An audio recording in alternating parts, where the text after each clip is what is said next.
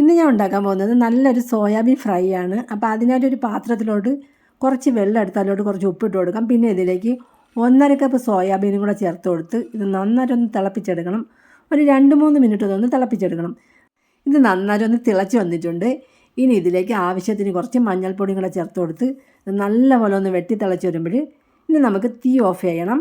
എന്നിട്ട് ഇത് നമ്മൾ ചൂട് വെള്ളത്തിൽ നിന്ന് ഈ സോയാബീൻ പച്ച വെള്ളത്തിലോട്ട് ഇട്ട് കൊടുക്കണം. അപ്പോൾ ഈ സോയാബീന് വല്ലാത്തൊരു ചെവയുണ്ട് കേട്ടോ. അപ്പോൾ അതൊന്ന് മാറാൻ വേണ്ടിയാണ് ഞാനിവിടെ 2 വെള്ളം മാറ്റിയേക്കുന്നത്.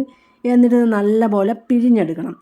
അങ്ങനെ പിഴിഞ്ഞെടുത്തത് ഞാനിവിടെ വേറൊരു പാത്രത്തിലോട്ട് മാറ്റിയിട്ടുണ്ട്. ഇനി ഇതിലേക്ക് മഞ്ഞൾപ്പൊടി, പിന്നെ ഇഞ്ചിയും വെളുത്തുള്ളിയും കൂടെ ചതച്ചത്, 1 ടീസ്പൂൺ കുരുമുളക് ചതച്ചത്, മുളക് പൊടി, പിന്നെ മല്ലിപ്പൊടി, എന്നിട്ട് കുറച്ച് പെരിഞ്ജീരകം ചതച്ചതും കൂടെ ചേർക്കണം.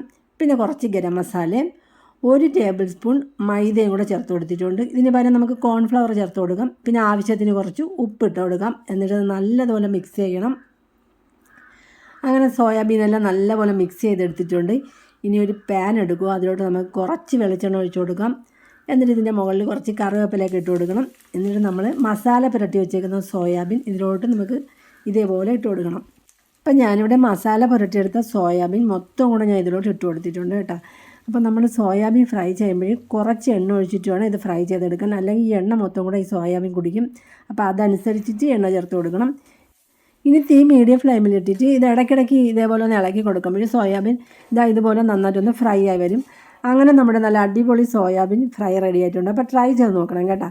അപ്പോൾ വീഡിയോ ഇഷ്ടമായെങ്കിൽ ചാനൽ സബ്സ്ക്രൈബ് ചെയ്യാൻ മറക്കരുത്.